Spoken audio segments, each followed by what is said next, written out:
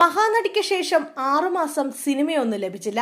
ആരും എന്നോട് ഒരു കഥ പോലും പറഞ്ഞില്ല. തുറന്നു പറഞ്ഞ കീർത്തി. അച്ഛന്റെയും അമ്മയുടെയും പാതയിലൂടെയാണ് കീർത്തി സുരേഷ് സിനിമയിലെത്തുന്നത്. മലയാളത്തിലൂടെ കരിയർ ആരംഭിച്ച കീർത്തി ഇന്ന് തെന്നിന്ത്യയിലെ മുൻനിര നായികയാണ്. ബോളിവുഡിലും അരങ്ങേറി. കീർത്തിക്ക് മികച്ച നടിക്കുള്ള ദേശീയ പുരസ്കാരം നേടിക്കൊടുത്ത സിനിമയാണ് മഹാനടി. എന്നാൽ ഈ സിനിമയ്ക്ക് ശേഷം തനിക്ക് സിനിമകൾ ലഭിച്ചിരുന്നില്ല എന്നാണ് കീർത്തി പറയുന്നത്.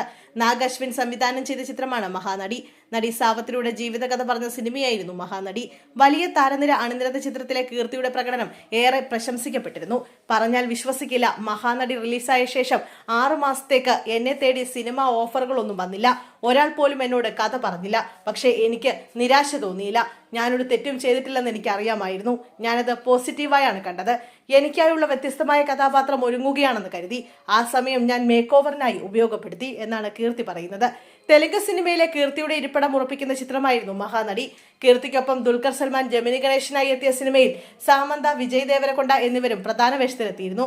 റിവോൾവർ റീത്തിയാണ് കീർത്തിയുടെ പുതിയ സിനിമ. ഓഗസ്റ്റിൽ റിലീസ് ചെയ്യേണ്ടിരുന്ന സിനിമയായിരുന്നു. ചിത്രം നവംബർ 28-ന് റിലീസാകും. ഉപ്പ് കപ്പുറുമ്പു ആണ് ഒടുവിൽ പുറത്തിറങ്ങിയ സിനിമ. നിരവധി സിനിമകളാണ് കീർത്തിയുടേതായി അണിയറയിലുള്ളത്.